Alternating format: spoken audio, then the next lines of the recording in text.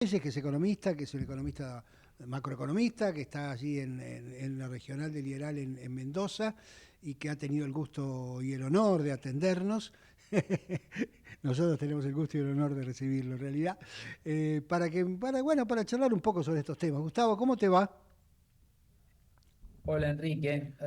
Dijiste muy bien, un honor para mí No, estar acá no, en tu programa, realmente. no, era una broma, era una broma. Gustavo me dijo que lo presentara como un tenista que se dedicó a economía, digamos, ¿no?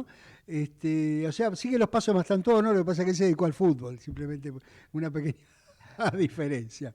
Bueno, Gustavo, no sé, si querés hacer una pequeña introducción, cómo estás viendo la macro vos y después sentamos a charlarlo. Sí, bueno, sigo tu introducción. Inflación, lo dijiste, tipo de cambio, digamos, algunos sectores obviamente empiezan a crujir. Cuando vos mirás el nivel, estamos más o menos como cuando empezó el plan de convertibilidad, ya por abril del 91, un numerito más, un numerito menos. En aquella época creo que había menos impuestos que ahora, lo cual ahí te cambia un poquito. En actividad económica, bueno, Perdón, te agrego y viene además recuperando. imagino otra Sí, situación internacional, supongo, ¿no? Que aquel sí, momento, ¿no? claro, claro, claro. Una situación internacional que en realidad fue muy, muy buena y ahora, bueno, la locura de Trump y todo lo que sabemos, ¿no? Nivel de actividad económica, la verdad que hasta abril, hasta febrero venía recuperándose muy bien. Marzo fue complicado, pero básicamente por los líos de marzo, la salida o la no confirmación de la tablita esta del 1%, los líos. Y abril en principio habría recuperado y los numeritos de ayer que salieron ahora de recaudación de mayo, los ligados a la actividad económica, no fueron muy buenos, así que vamos a ver qué pasa. Pero uno esperaría que el escenario internacional mediante que de acá a fin de año se mantuviese el nivel de actividad y la economía no creciera, pero se recuperase casi un 5% en el 2025, lo cual no está mal. Eh, ya empezamos a hilar un poquito, si hilamos un poquito más fino, bueno, alguna gente está muy preocupada por el sector externo, los datos de turismo. Yo te diría, si querés lo hablamos, pero lo veo como totalmente natural lo que está pasando en el sector externo en la Argentina. El tema de reservas también obviamente pasa a ser muy importante. Pero bueno, yo te diría, la gran incertidumbre para mí tiene que ver primero con el tema externo. Realmente, por más que se haya calmado un poquito, sigue siendo muy, muy peligroso. Y en el corto plazo, yo te diría que, bueno, la variable clave que creo que tenemos que mirar es la prima de riesgo país. El programa con el fondo fue muy bueno, este, pero si Argentina no baja la prima de riesgo país y no vuelve a los mercados internacionales, no hay programa con el fondo que aguante porque tiene que hacer rollover de la deuda y jamás la alcanzaría. Mirando más, Ahí te sí, interrumpo un perdóname. segundo, ¿no? Porque justamente creo que pusiste un punto que me parece importante explorar, porque en el acuerdo con el fondo, o mejor dicho, no sé llamarlo la lógica, pero déjame usar esa palabra que no es la que corresponde, pero la lógica del acuerdo con el fondo era, mira, yo pongo plata acá para que vos lo tengas en la vidriera y puedas mostrar poder de fuego, pero la forma de bajar riesgo país es que vos acumules reservas, más allá del tema fiscal, que por supuesto lo estás consiguiendo, que acumules reservas y con esa acumulación de reservas convenzas a los acreedores que, bueno, que vas a tener no solamente voluntad de pago, sino capacidad de pago y con eso vas relobeando la parte de la deuda que tengas que renovar. La respuesta del gobierno, por supuesto, la estoy inventando, pero la estoy infiriendo, es no, no, no, no. El riesgo país está dependiendo de la política y no de la acumulación de reservas. Y nosotros tenemos que ganar la elección de octubre. Si ganamos la elección de octubre, consolidamos el poder político y eso va a hacer bajar el riesgo porque hoy las dudas están sobre la permanencia del modelo y no sobre el modelo en sí. Y que la forma de ganar las elecciones en materia económica es mantener baja la tasa de inflación, y si nos ponemos a acumular reservas, la tasa de inflación puede subir porque el tipo de cambio puede subir, etcétera. O sea, está acabo de inventarla esta discusión, digamos, en términos, digamos, caricaturescos, pero me da la impresión que esa discusión es la que está. ¿Vos dónde estás en esa discusión? Si es que es esa la Bueno, discusión, podés plantear otra. sí. Sí, sí, sí. Mira, yo creo realmente que la clave es que baje la prima de riesgo país.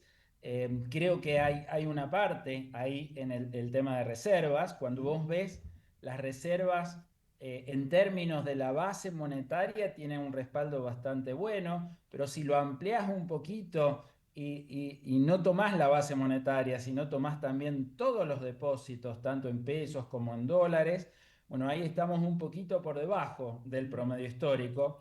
Y obviamente siempre más reservas es mejor que menos porque es una especie de seguro que tenés más con la turbulencia internacional. Pero de nuevo, el gobierno tiene un compromiso en octubre, yo te diría que de hierro. O sea, si no gana las elecciones en octubre y no tiene suficientes legisladores, la verdad que no va a poder hacer ninguna reforma estructural. Y sin reforma estructural, la historia nuestra nos lo dice, los planes de estabilización tarde o temprano se caen. Así que yo el tema de reservas lo veo como un tema, quizás ahora se tenía que asegurar más que la inflación bajara, vamos a estar cerca de 2 dígitos. La núcleo, que es la que miramos más los economistas, parece que estaría un poquito más del 2%, así que vamos a ver cómo sigue. Pero para el gobierno era muy importante que la salida esta parcial del cepo fuese exitosa, y creo que por eso jugó esa carta. Creo que de acá a las elecciones va a ser otra historia. Fíjate que en definitiva este tema de emitir un bono afuera, cancelar un bono acá adentro, macroeconómicamente cuando vos cancelás activos y pasivos es casi como haber comprado reservas. O sea, no te cambia mucho. Terminó subiendo un poquito la cantidad de dinero cuando cancelaron el bono en pesos y terminó el Banco Central con un poquito más de reservas. Yo creo que van a acumular reservas, pero la verdad que tienen múltiples objetivos, como siempre es la política económica, digamos, y siempre la sábana es corta, ¿no? Gustavo, volviendo al principio de tu conversación, vos mencionabas el problema del tipo de cambio real y los sectores que empiezan a verse más, entre comillas, apretados, porque efectivamente el tipo de cambio cayó, se apreció como era de esperar, pero los impuestos son los mismos, salvo alguna que otra detalle, los problemas de competitividad son los mismos, los problemas laborales son los mismos, y algunos sectores dicen, bueno, está todo muy lindo, pero, y a eso te agrego otra vez que Brasil, Chile, qué sé yo, Perú o los socios comerciales de Argentina están con el tipo de cambio muy depreciado, casi depreciado como en aquel momento de la crisis del 2001-2002, porque obviamente respondieron con sus modelos flexibles al escenario internacional. Entonces, vuelvo a ese tema, porque ya empieza a preocupar, porque una cosa es discutir, bueno, ok, te concedo que hay que ganar hay que ganar las elecciones y por lo tanto estamos en estos objetivos múltiples haciendo equilibrio entre acumular reservas y la baja de la tasa de inflación, pero el otro objetivo, que es que no se siga cayendo el tipo de cambio real, aún encima con un gobierno que dice tiene que llegar a 1000 o ya ahora a esta altura debe ser 900 y pico para comprar, no empieza a ser un problema ese. Bueno, el problema que tiene la Argentina es la productividad. Detrás del tipo de cambio es por ahí la variable que uno dice, bueno, me gustaría solucionarlo de esa forma, pero la verdad que bajo ese supuesto, bajo ese razonamiento, está un poco el supuesto que el gobierno puede manejar el tipo de cambio real. Y eso, la verdad que parece muy difícil. Si lo puede hacer, es muy poquito el tiempo que lo puede hacer. Me parece, sí, yo creo que la forma un poquito de mejorar ese tipo de cambio real, bueno, obviamente tiene que ver con terminar de remover el tema del cepo que hay para empresas. Fíjate que, bueno, como la brecha es baja, en realidad los exportadores podrían, las empresas podrían pagar dividendos al contado con liqui. Entonces es un tema, bueno, que no acceden al MUL, pero como la brecha no es muy alta, entonces el MUL tampoco, no acceder al MUL no sería tan costoso.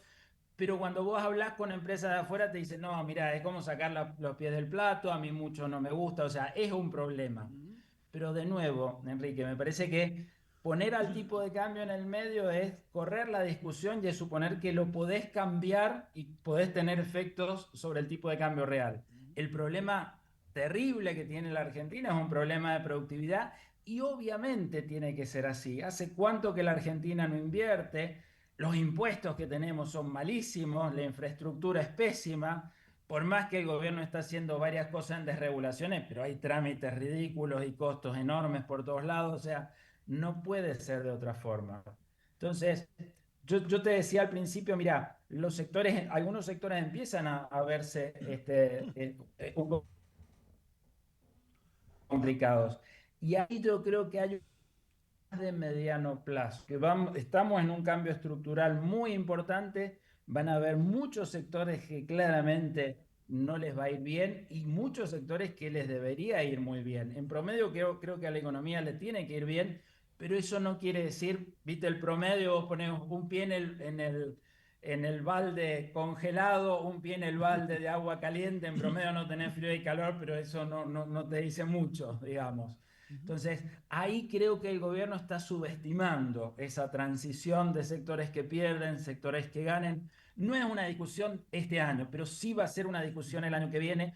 Creo que hay un problema, lo vimos en los 90. En los 90 se pensó alguna forma de ayudar a esos sectores y la verdad que salió mal, pero al menos se había pensado. Sí. Acá creo que ni siquiera está en la discusión y ese claramente es un problema de mediano plazo. Claro, y te agrego, Volviendo a tu pregunta, perdón. creo que el tema es la productividad, no tanto el tipo de cambio, Enrique. Claro, pero te agrego en ese escenario que describís, que si el gobierno decide, como de hecho lo está haciendo, aunque sea implícitamente otra vez, bueno, efectivamente esto se arregla con productividad, yo voy a tratar de bajar impuestos cuando se pueda, con la economía creciendo me da algún poco de margen, tengo que negociar con las provincias, etcétera, y la transición la va a tener que hacer el sector privado de alguna forma. Ahora, cuando yo miro estas experiencias en otras partes, más allá de que los estados intervienen, por supuesto, mejor o peor, bueno, después discutiremos eso, eh, hay un mercado de capitales local que financia las transiciones exitosas, digamos, ¿no? Porque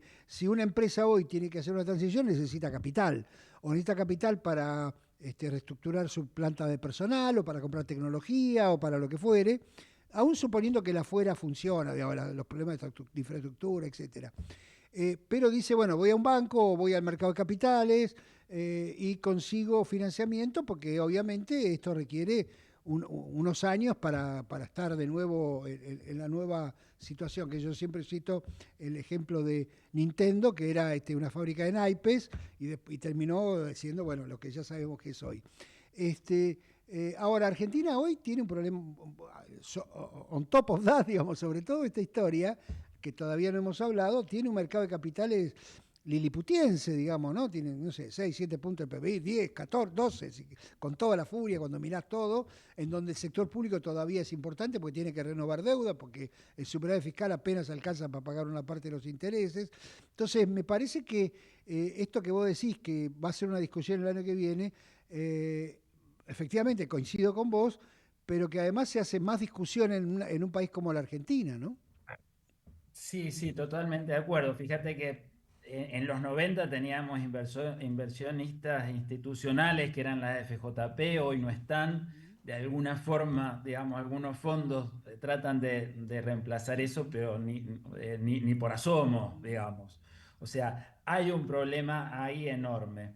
Ahora, mirando el vaso lleno de esto, bueno, yo te diría que obviamente Argentina, volviendo a los mercados internacionales, va a ser un sector que va a explotar y claramente posibilidad de crecimiento muchísimo, digamos. Ya lo estamos viendo en el sector financiero con los préstamos. Bueno, todo lo que es mercado de capitales y acceso a los mercados de capitales, creo que va a tener un desarrollo muy, muy importante. La contrapartida de eso, y déjame que te lo una con el principio de la charla, bueno, va a ser la preocupación de que todos están diciendo con las cuentas externas. O sea, necesariamente para que la Argentina crezca, como tiene muy poquito ahorro privado y el ahorro público es más que el de antes, pero digamos es bajísimo, igual, necesita ahorro externo. ¿Y ahorro externo qué implica? Déficit en la cuenta corriente. Ya lo estamos viendo un poquito este año. El tema obviamente son los niveles de déficit en cuenta corriente que lleguemos. Claramente hay que monitorearlos, pero creo que vamos a un déficit de cuenta corriente que es natural que vayamos a eso si la economía le va bien, mejora la inversión, etcétera. Sí, ahí digamos, para pelear nada más un punto, Sí, yo creo que el ahorro argentino es muy alto, lo que pasa es que se hace fuera del sistema. Entonces yo podría decirte, bueno, está bien, pero el ingreso de capitales no necesariamente son ingresos de capitales de BlackRock, para citar un nombre, total no los escuchan hoy, sino que es el ingreso de capitales de ahorristas argentinos que traen dólares o empresas que tienen dólares afuera, etcétera. Pero a los efectos prácticos es lo mismo, alguien tiene que, o sea, porque hoy vos fíjate, está el sector corporativo financiando la cuenta corriente de su propia, digamos, porque son estas ON y todo lo que se coloca, el sector público usando por ahora reservas y algo de la plata del fondo, y el resto, o sea, lo que surge de las exportaciones, finalmente se lo está llevando el ahorro en dólares de los particulares. O sea, lo pongo de otra manera. Cuando alguno de nosotros decíamos, che, hay que eliminar el blend para que el Banco Central acumule reservas, finalmente se eliminó el blend para financiar el atesoramiento en el Banco Central, digamos, con dólares del Banco Central, en lugar que con dólares de la Comisión Nacional de Valores, digamos, ¿no? Entonces, ahí me parece que hay un tema que nos falta poner sintonía, porque a mí lo que me llama la atención, vos, por supuesto, me podés corregir y discutir todo lo que quieras, pero me llama la atención que el gobierno ponga énfasis en los dólares del colchón, pensando en el consumo, en lugar de pensar en la inversión, digamos, ¿no? Si tal cosa sí. existiera, ¿no? Digo los dólares del colchón como algún efecto macro importante. Sí, a ver, dos cositas. Una, eh, creo que el ahorro de los argentinos fue enorme en las épocas de incertidumbre, Ujú. ¿sí? Entonces, el stock que tenés generado por ese ahorro, que sería un poco más riqueza que ahorro, es Ujú. ese el que es grande. Ujú. El ahorro de todos los años no sé si es tan grande y menos en una época Ok, donde no hay pánico. Si ok. hay pánico, sube el ahorro, pero si no hay pánico, el ahorro baja. Ese es un punto. El otro punto tiene que ver con este tema de a dónde vamos.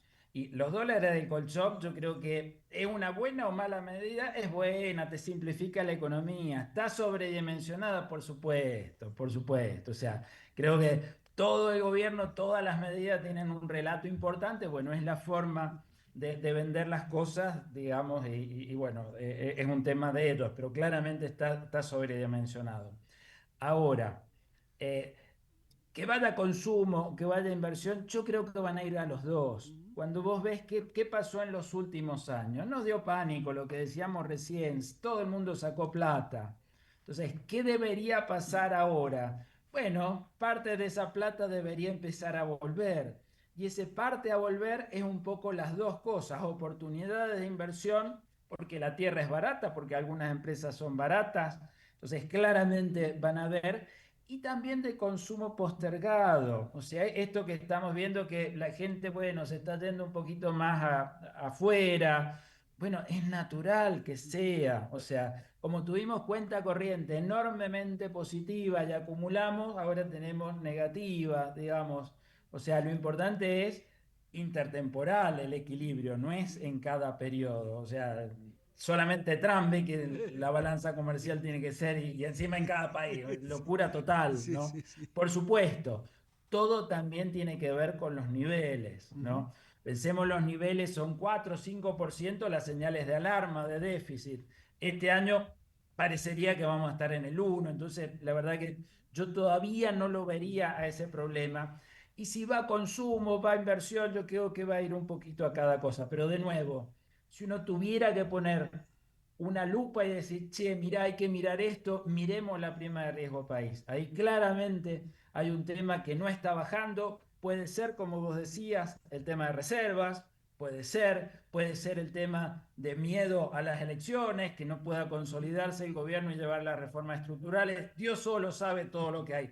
Pero que hay un tema importante y que si eso no baja el año que viene tenemos problemas, es así, digamos, tiene que bajar y bastante. Volviendo a, bueno, mencionabas esta idea de que el tipo de cambio real es eso, tipo de cambio real. Todos manejamos variables nominales, no manejamos variables reales. Pero me acuerdo una vieja discusión que, no discusión no, sino parte de lo que charlamos allá por el 2023 y algunas cosas que ustedes trabajaban, eh, que yo podría contestarte, bueno, es cierto que los gobiernos no manejan, o que los bancos centrales no pueden manejar el tipo de cambio real, y todo va a depender del traslado a precios de un aumento del tipo de cambio.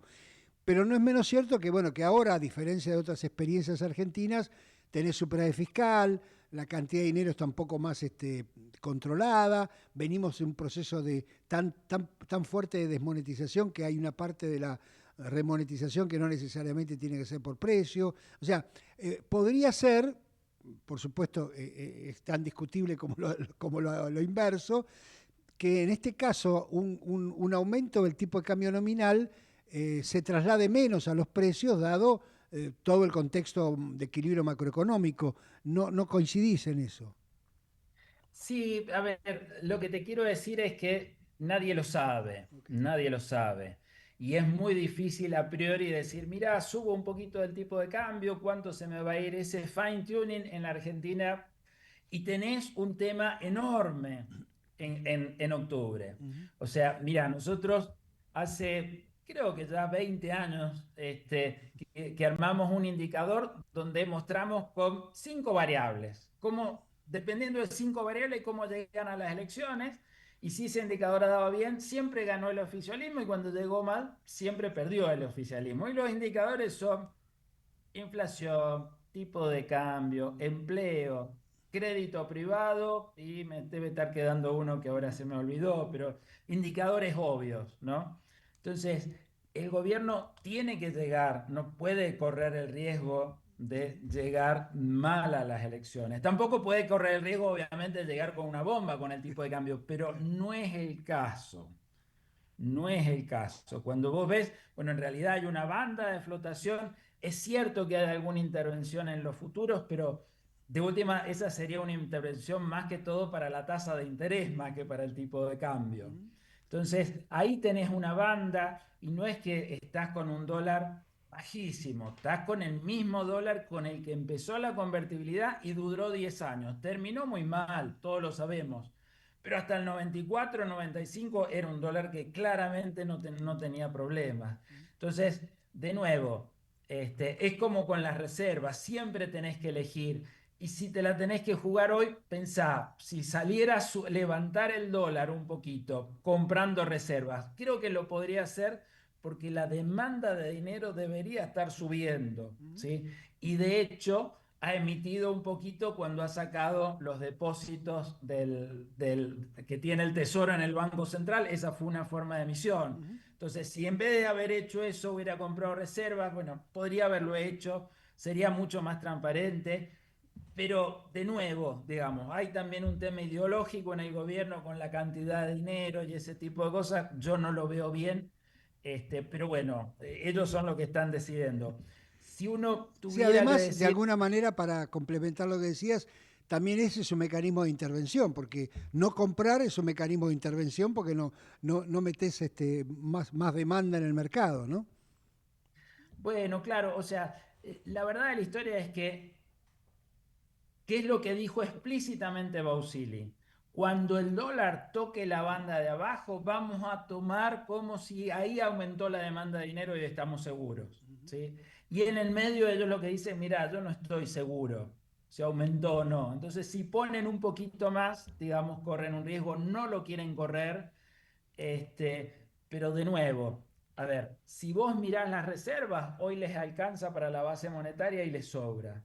¿Es suficiente? No, nunca es suficiente. Necesitas mucho más que la base monetaria. Pero tampoco quiere decir que sea muy escaso, Ujú. ¿no? O sea, poder cubrir la base monetaria es un Sí, margen interesante igual una de parte de cobertura. esas reservas son prestadas, digamos, no son reservas. No es la Muy convertibilidad, buen, digamos, ¿no? sí, muy buen punto. Déjame contarte una pequeña historia que yo Sí, siempre sí. trato de contar cuando me hacen esa pregunta. Imagínate, Enrique, que estás, no sé, pensá el barrio más peligroso de Capital Federal, Ok. 3 de la mañana, has vendido tu casa, tenés toda la plata en una valija y encima vas con tu nietito recién nacido que tiene 6 meses.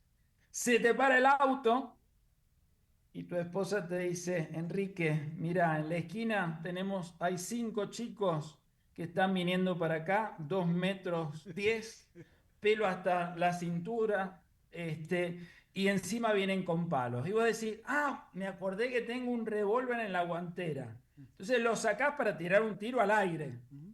Y tu esposa te dice, pará, Enrique, pará. Las balas no son tuyas. Vos le decís, wow, ¿qué me importa que sean mías o no? O sea, lo importante en una corrida es que sean de libre disponibilidad y las podás usar, no como le pasó a Macri en el Ujú. 2018-2019. Entonces, obviamente, si fuesen de ellos sería 10 veces mejor, está claro. Pero el hecho que las podás usar no es menor, me parece. Clarísimo, Gustavo, como siempre un gusto charlar con vos, te mando un fuerte abrazo y gracias por estos minutos. Un placer y un lujo para mí haber sido invitado por vos. Chao, Chao, amigo. gran abrazo. Gustavo Reyes.